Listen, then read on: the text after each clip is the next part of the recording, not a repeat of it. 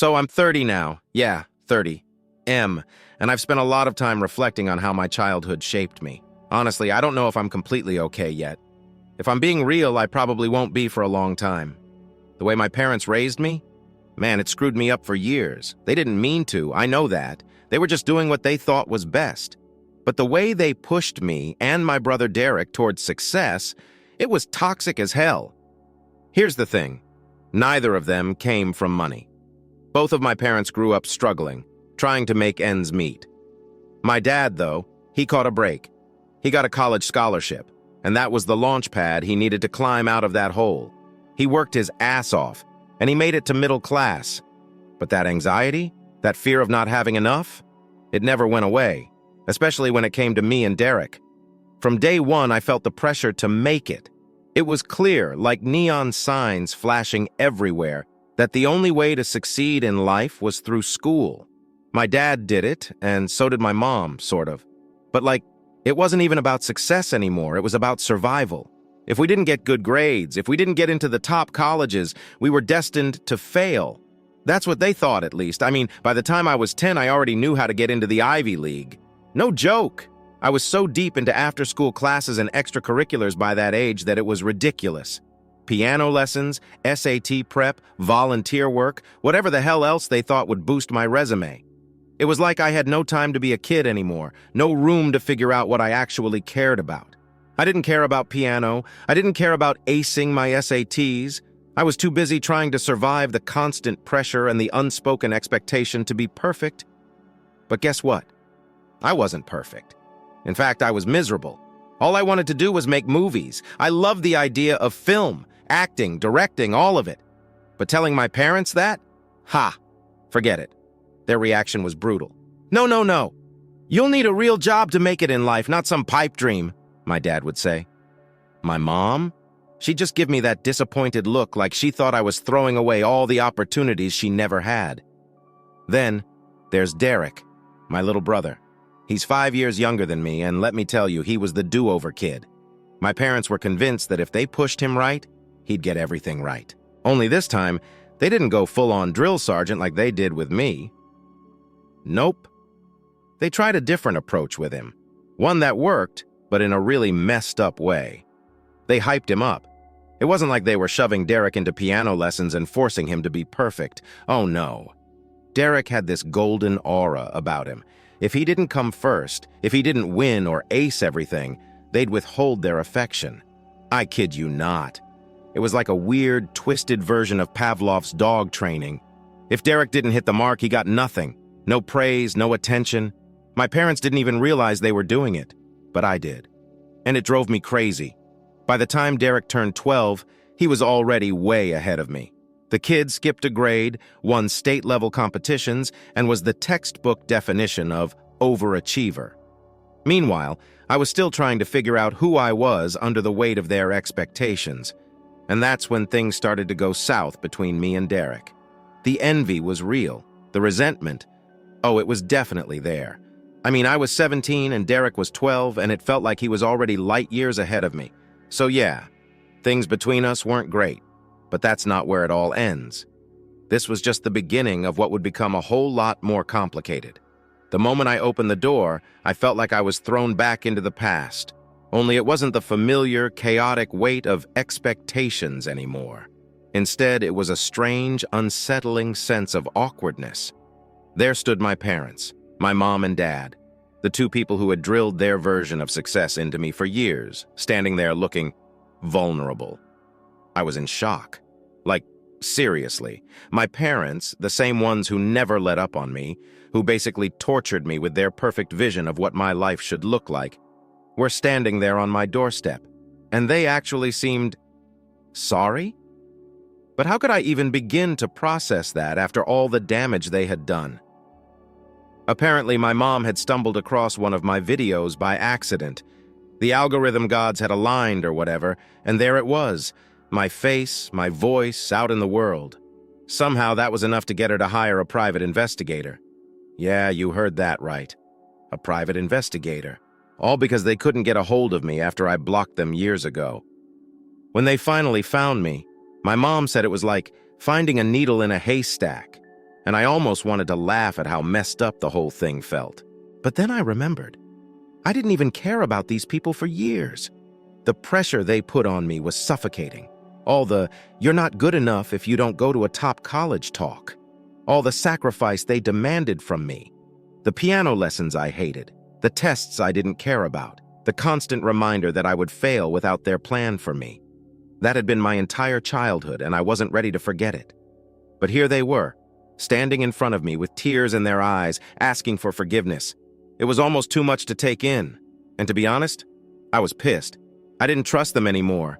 I had spent years building this life away from them, away from the guilt trips and their unrelenting need to control everything. And now they thought they could just walk back into my world with a couple of apologetic words? Not so fast. My dad spoke first, his voice shaky. "Son, ever since you moved to LA, we've been regretting the way we treated you," he said. "There was no way to track you down, and we were ashamed of what we did. We just want to make things right. Can we have a fresh start with you?" I was torn. Part of me wanted to scream at them, tell them how much they messed up, how much they hurt me. But another part of me was, I don't know, maybe a little touched? Touched that after all these years, they were finally seeing the damage they caused. But that didn't mean I was ready to forgive them. Not yet. I stood there for a long moment, my hand still on the doorframe, trying to process what to say. I felt overwhelmed. Part of me wanted to shut the door in their faces and go back to my life. But that wouldn't feel right either. In the end, I said something I never thought I would. "Okay, you can stay for a few days, but I'm not committing to anything. Not yet. I need time." It was clear this wasn't the answer they were hoping for. I could see the disappointment in their eyes. But they didn't argue. They just nodded and stepped inside. I was barely holding it together as I led them to the guest room, feeling 1,000 conflicting emotions at once. Part of me felt guilty for not embracing them with open arms, but another part was screaming, "This is my life now. I'm not going back to that toxic place." And now? I'm sitting in my office writing this post, trying to figure out what I'm supposed to do. I can't lie, it feels like a bombshell dropped in my lap and I'm stuck in the fallout. I mean, my life is going great now. I've built a career I'm proud of, one that I love.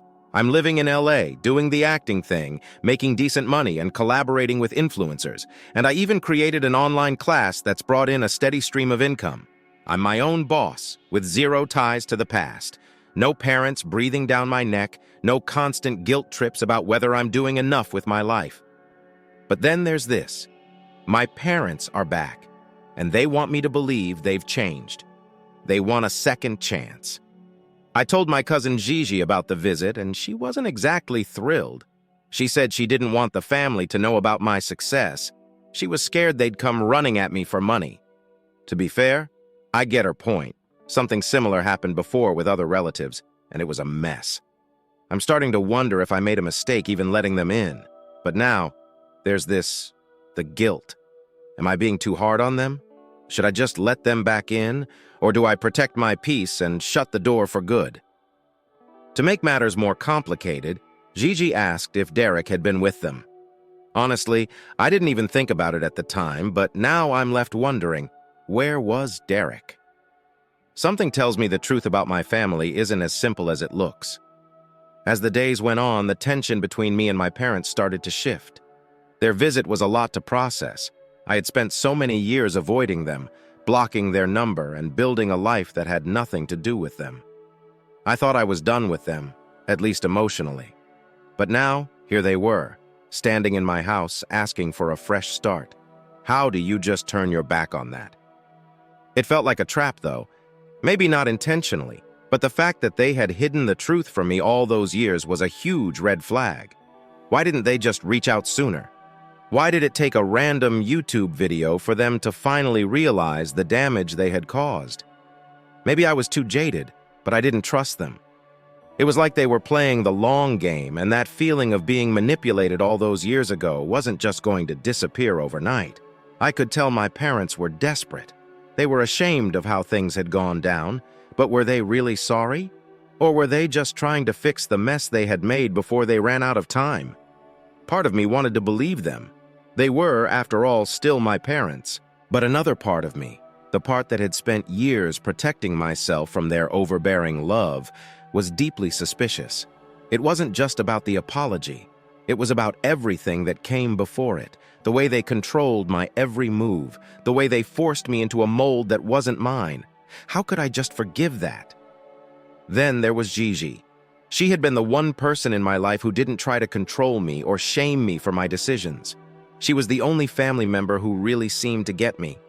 When I told her about my parents' visit, her reaction wasn't surprising. She was cautious, like me. She didn't trust my parents either, especially after the way they had shut me out when I first started my YouTube career. "They've had their chance. Don't let them come back for a handout," she said. I knew she was right, but part of me still felt that pull. The familiar guilt, the same guilt that had driven me to follow their rules for so many years. Gigi made one thing clear.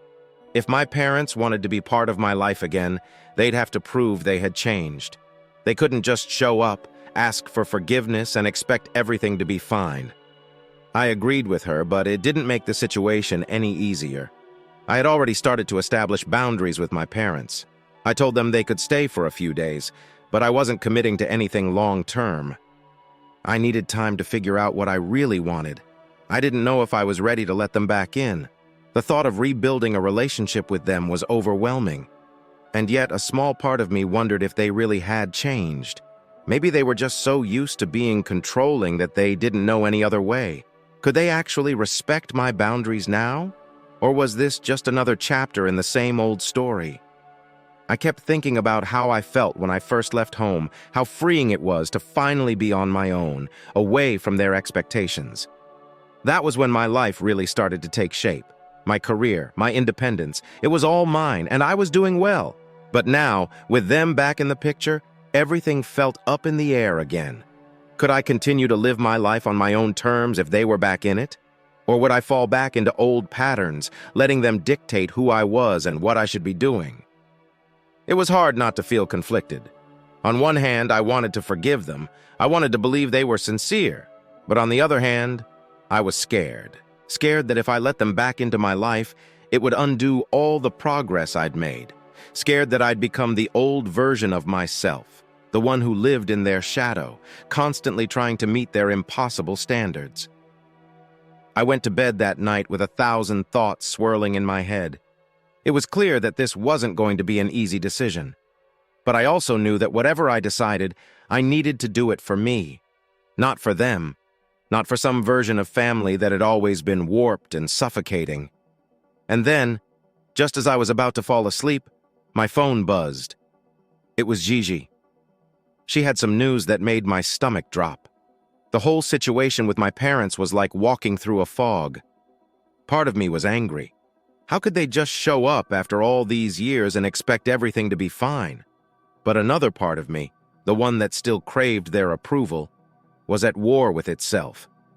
They weren't asking for a miracle. They were asking for a chance. But could I give them one? I still hadn't processed the full weight of the years I spent trying to break free from their control. It wasn't just the career stuff. It was everything. Every tiny moment where they made me feel small. When I was a kid, I never felt like my own person. I felt like a project. My dad's expectations were suffocating, and my mom's constant worry about my future was a daily reminder of how little room there was for me to just be. But now, here they were, asking for a fresh start.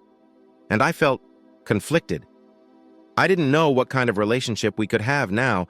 I mean, they hadn't exactly given me a lot of reasons to trust them. Still, I couldn't shake the idea of what if. What if they were finally ready to be the parents I needed? What if they'd changed? Then, in the middle of all this, my wife's situation with her kids started to hit too close to home. I know it seems unrelated, but stick with me here. She was struggling with the same things I had faced growing up. She had 2 kids, both from a previous relationship, and she worked from home, which meant she was the one getting the kids ready every morning. The mornings were always a mess. There was always a fight to get them out of bed, and they were constantly running late for school. But here's the kicker. My wife's solution was to let the kids go to school in their PJs, skipping breakfast just so they wouldn't be late. I couldn't wrap my head around it. I was adamant about getting them to shower and get dressed, even if it meant waking up earlier. I felt like routines were key. Morning showers, a good breakfast, the whole deal.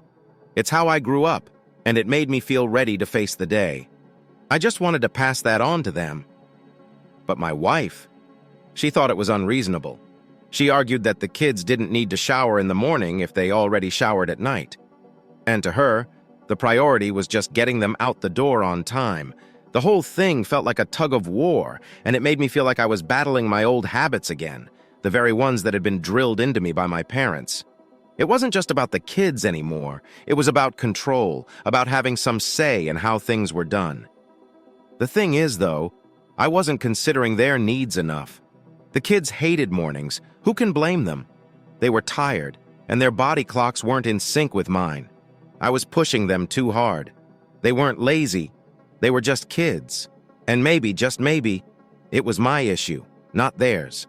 I wanted them to do things my way because that's how I had always done it. But that didn't mean it was the right way for them. This realization hit me hard. I couldn't keep imposing my own rigid structure on them just because it worked for me. They weren't me. I had to take a step back and listen to my wife. She had a point. It wasn't about my rules or my routines. It was about their well-being. Just like with my parents, I couldn't let my own hang-ups dictate everything. My wife was right to question it, and it hurt to admit that. It's funny how old patterns repeat themselves, though. I didn't want to admit it, but I was becoming my parents in some ways, forcing my version of normal onto other people.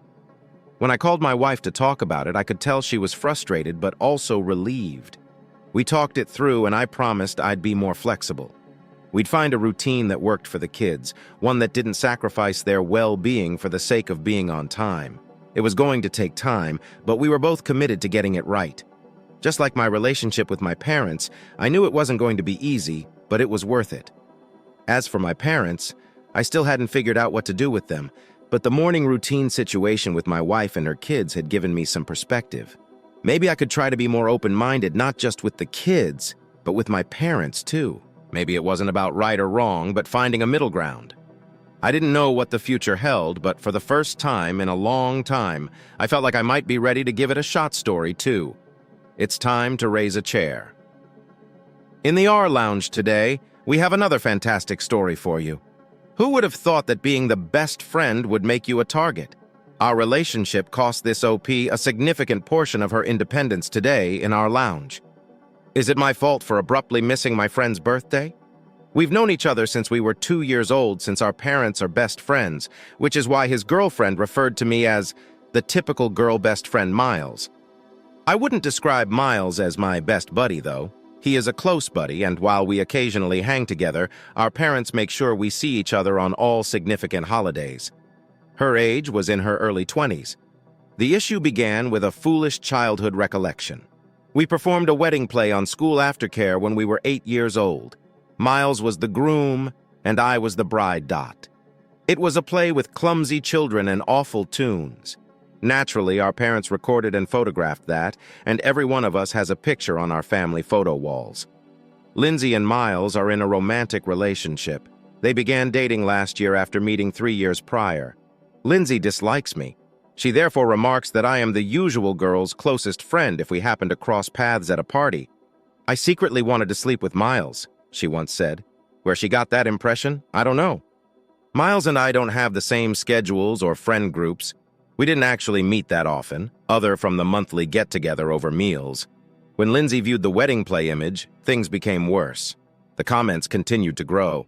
She even claimed to know what game I was playing by sort of DMing me on Instagram. When I brought this up to Miles, he advised me to give her some time. I was invited to his birthday celebration on Saturday. After that, he wrote to me to tell that she would be watching over me. I was not permitted to occupy his attention on this, their first birthday together. To be honest, I was simply tired. Miles repeated the same thing when I tried to speak to him again. I simply skipped out. I just wrote a brief note apologizing for being unable to attend and informing him that his mother would be bringing his gift when the celebration began. He is now angry with me for not celebrating his birthday. My parents are disappointed that I skipped a family event, and Lindy is furious that I made it all about me. Am I a jerk at it? I didn't want to create more of this than it already is, so I didn't share anyone the texts. Since Lindy is a recent addition to Miles's life, I didn't want to incite people against her. Our lives would become more challenging as a result.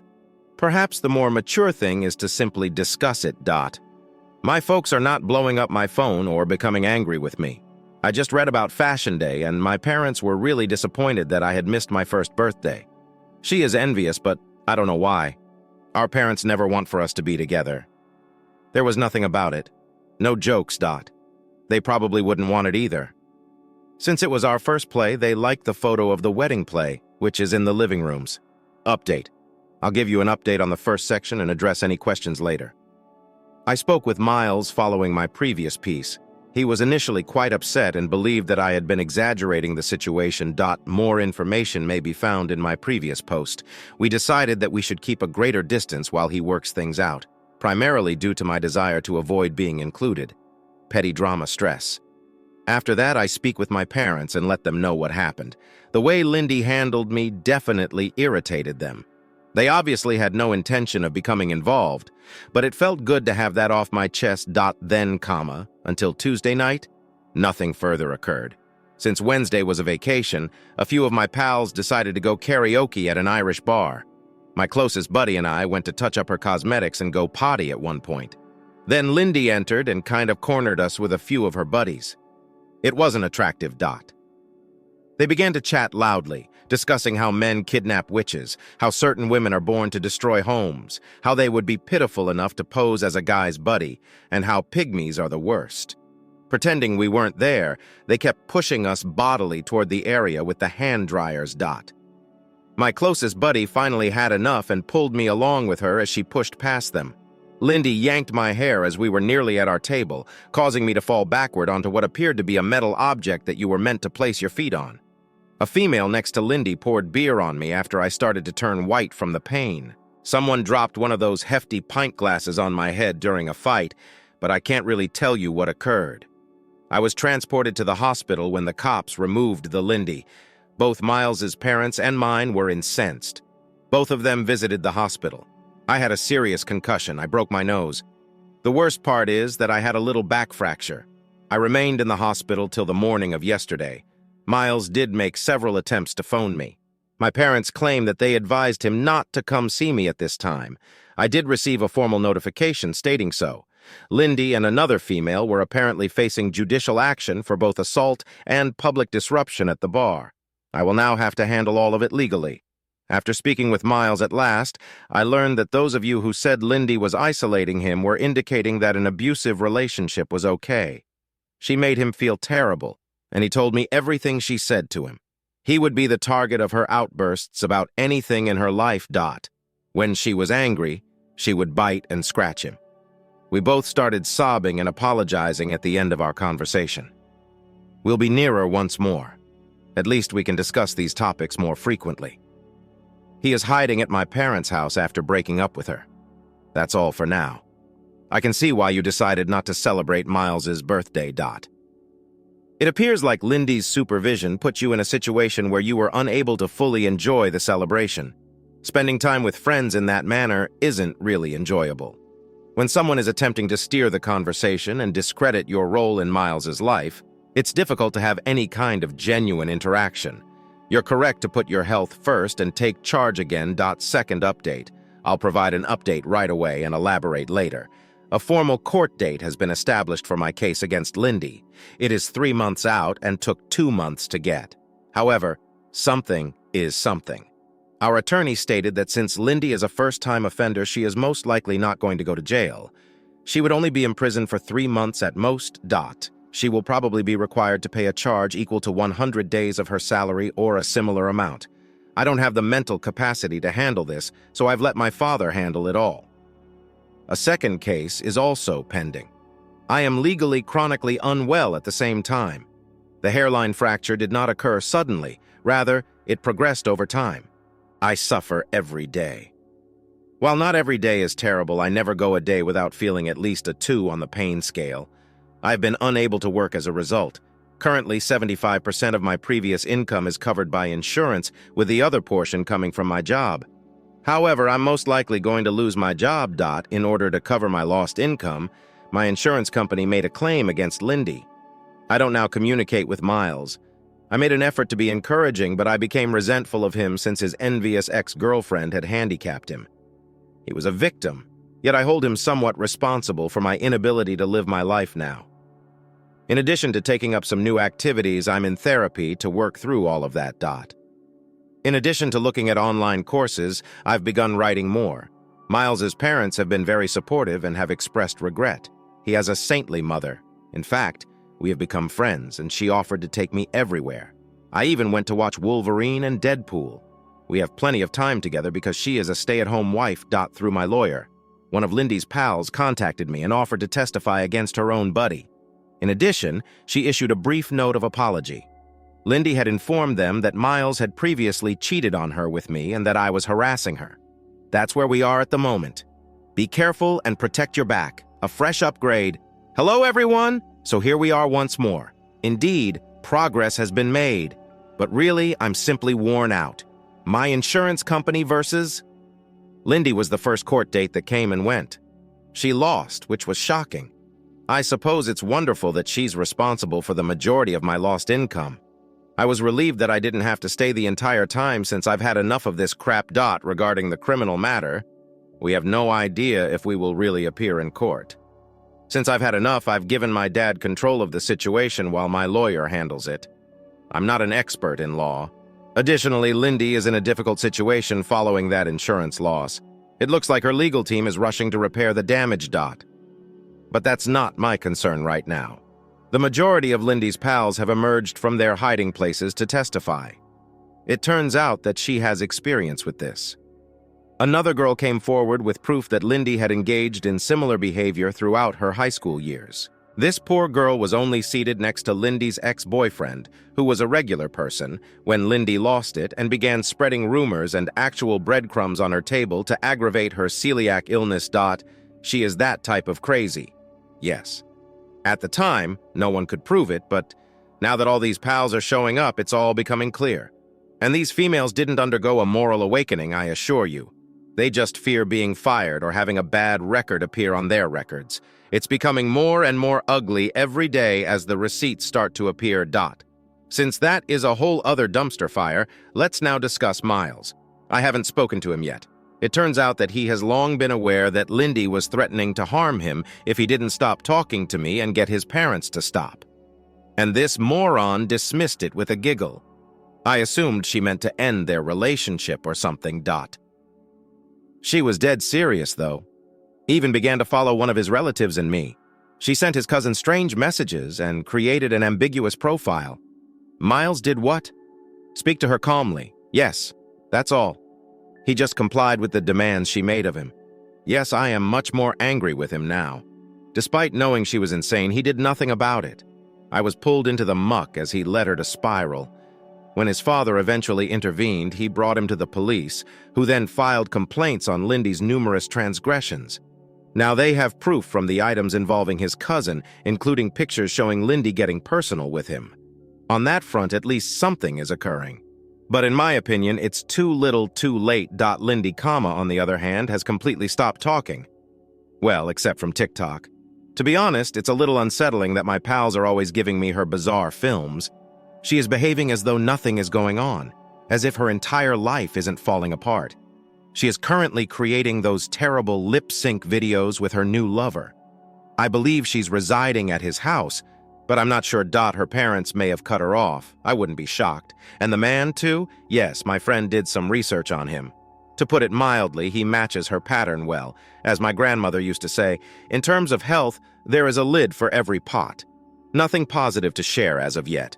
I'm currently waiting for a surgical appointment, which appears to be in early 2025 because my discomfort hasn't gone away. It's fantastic that the discomfort is now spreading to my left hip. That dejected little puppy from the Black Cauldron is me. However, there is a bright side. Some of the nurses I work with have become my friends. My hair gets braided by one of them, which is kind of adorable. Additionally, I currently see a physiotherapist on a regular basis, primarily for massages. Sometimes I feel like I'm simply using duct tape to piece myself together, even though it helps. I should start practicing pool workouts, the therapist said. I'm currently enrolled in a senior aqua aerobics class. No, My town doesn't have a class specifically for people with disabilities, and to be honest, I didn't feel like looking too hard. However, the elderly women are a riot. Well, except from one who constantly appears depressed. To be honest, though, I'm not a talker. The good news is that I was eventually granted permission to use a wheelchair. Therefore, after an hour, I can go out with my friends without feeling like my body is collapsing. In addition, I've been playing much too much Fallout and taking a couple leisurely university classes. That's that. And we are at that location, I quote, trying everything I can to get through it, even though it's still a disaster. I appreciate you staying, I suppose. That the insurance case worked out well for you is wonderful to hear, even if, in the big picture, it's only one minor triumph. The wheelchair is also advantageous. Lindy's legal issues appear to be mounting, and it appears that her previous actions are now getting to her. I quote, am happy that individuals are now coming forward to testify against her, even if it's irritating that it took so long for others to do so. You have good reason to feel resentful. This whole situation has truly affected you, and it's very understandable that you're angry at Miles as well. Make an effort to stay focused on your healing and the things that make you happy. You seem to be managing a lot, yet in spite of everything that is against you, you are managing to deal and keep going. Hold on, will you? Do you have a comparable tale? Tell us in the comments section below. And thanks for coming to the lounge with us today. To ensure you don't miss our next video, please press the notification bell, like, and subscribe. Till the next occasion. Additionally, kindly return your chair to its original location.